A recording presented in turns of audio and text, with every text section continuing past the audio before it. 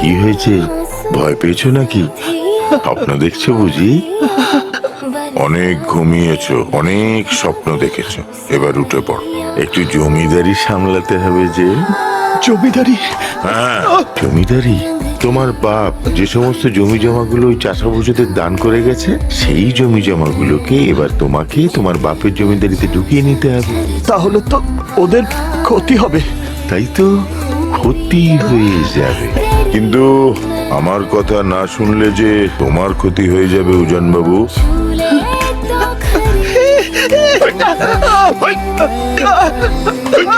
পুলিশের চাকরি আমি ছেড়ে দিয়েছি, কিন্তু ঠান্ডা করার জন্য ডান্ডাটা রেখে দিয়েছি।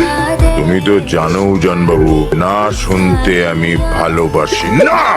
ওকে মেরো না, ও তোমার সব কথা শুনবে। না না, ওকে মেরো না, ওকে মেরো না। এ, সারা! মা